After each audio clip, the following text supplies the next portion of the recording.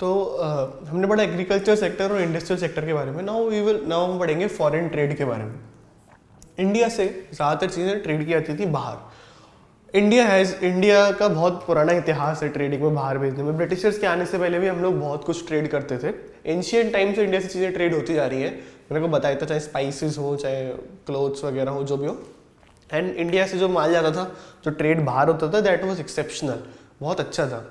लेकिन जब colonial government आई तो उसने सारा रायता फैला दिया। हमारा जो माल जो बाहर अच्छा जाता था वो खराब होने लग गया। उसने हमको रिस्ट्रिक्ट कर दिया कि हम क्या चीज़ें बाहर भेजेंगे, क्या चीज़ें नहीं बेचेंगे। That was controlled by Britishers. तो what happened is India became the exporter of primary products like silk, cotton, wool and sugar.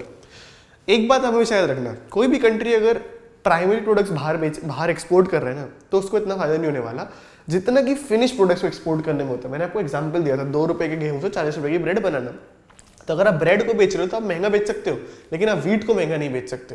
This is similar to, आप अगर लोहे की कोई चीज़ लोहा बेच रहे हो, प्लास्टिक बेच रहे हो, उससे better convert it into washing machine, then उसको सेल करो, वो महंगा बिकेगा।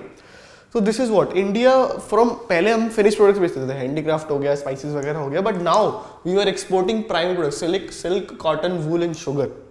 सो इससे हमारी जो इनकम होती थी, जो लोग इन चीज़ों को उगाते थे, उनकी बहुत कम हो गई।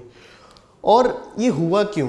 This was due to the various policies pursued by britishers. कुछ ब्रिटिशर्स ने पॉलिसीज या टैरिफ्स वगैरह बनाए, उसकी वजह से रूल हुआ। ब्रिटिशर्स हमारा पूरा का पूरा फॉरेन ट्रेड कंट्रोल करते थे और उन्होंने रिस्ट्रिक्शन दिया था। More than half of the trade was restricted to Britain. More than half हमारा ट्रेड ब्रिटेन से होने लग गया। कब? जब इंडिया पर ब्रिटिशर्स का कब्जा हो गया। उससे पहले वी वर फ्री, हम कहीं भी ट्रेड कर सकते हैं। आधे से ज़्यादा ट्रेड हम ब्रिटेन को करते थे, यानी रॉ मटेरियल सारा हम ब्रिटेन को देते, लो भाई ले जाओ। फिर उसके बाद जो बाकी बचा हुआ है, जो हमारा आधा ट्रेड होता था, वो भी ब्रिटिश के कंट्रोल में था। पर वो 3 मेन कंट्री सबको याद रखने, चाइना, सीलोन यानी जो अब श्रीलंका है, उस टाइम पे सीलोन नाम था, और पर्शिया जो अब ईरान। बाकी बचा हुआ ट्रेड इन 3 कंट्री से होता था, चाइना, श्रीलंका और Iran. This was again control by whom? Britishers. Britishers सब कुछ कंट्रोल करते थे, उन्हीं की पॉलिसीज थी। तो उसके से इंडिया का बड़ा घाटा होता था। द थिंग विच मैं आपको चाहता हूँ कि आप लोग याद रखो, that is the most important thing of the foreign trade is again generation of export surplus. मैं आपको एक्सप्लेन कर चुका हूँ कि हाउ जो सरप्लस होता था उसको एक्सपोर्ट करते थे, बट वो एक्चुअली सरप्लस नहीं होता था। दैट वाज, वो छीना गया सामान होता था किसानों से। तो इंडिया में के मार्केट में एकदम कमी छा जाती थी। फॉर एग्जाम्पल राइस उनको एक्सपोर्ट करना है, तो अब इंडिया में सरप्लस बना 1 किलो, बाकी फॉर एग्जाम्पल अज्यूम करो कि राइस इंडिया में बनता है 1 टन, बहुत कम, इससे बहुत ज़्यादा बनता है, 1 टन बनता है। तो वो लोग क्या करेंगे, 1 टन टोटल प्रोड्यूस हुआ, 500 किलो इंडिया वालों को खुद को चाहिए हमको फीड करने के लिए, बाकी 500 किलो एक्सपोर्ट कर सकते हो। But what Britishers did that, वो 90% एक्सपोर्ट कर देते थे अबाउट दैट। तो उन्होंने 1 टन में से 900 किलो एक्सपोर्ट कर दिया। अब जो इन लोगों को 500 किलो चाहिए, उनको 100 किलो में काम चलाना पड़ेगा। तो इंडिया को 500 किलो चाहिए था, पर अब 100 किलो वैसे था करीब। तो दैट्स वाई पॉवर्टी बहुत ज़्यादा बढ़ती चली गई।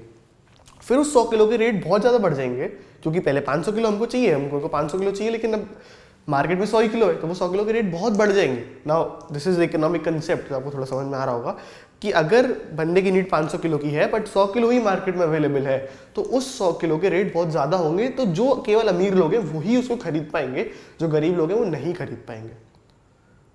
समझ रहे हो? ये 100 किलो बेचता कौन था? Britishers again. तो प्रॉफिट सारा उनका, और जो गरीब लोग हैं वो पिसते ही चले जाते थे। इसीलिए इंडिया में इतनी पॉवर्टी थी। आई थिंक आप लोग थोड़ा ग्रास्प कर पा रहे होंगे। अब हम लास्ट पॉइंट देखेंगे, दैट वाज एक्सपोर्ट इनकम।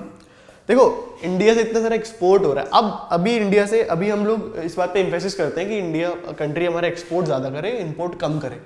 होता क्या है, जब अभी कोई कंट्री किसी और को एक्सपोर्ट करता है तो उससे बहुत सारा प्रॉफिट होता है। तो वो प्रॉफिट उसी कंट्री की इकोनॉमी को बूस्ट करने में यूज़ होता है। फॉर एग्जाम्पल अगर इंडिया किसी और कंट्री को अपने मिसाइल्स वगैरह बेचता है, तो हमको बहुत फ़ायदा होने वाला है डेफिनेटली। तो वो सारा फायदा गवर्नमेंट कुछ पॉलिसीज बनाएगी और सिटीजन्स को उसका फायदा होगा उस प्रॉफिट का।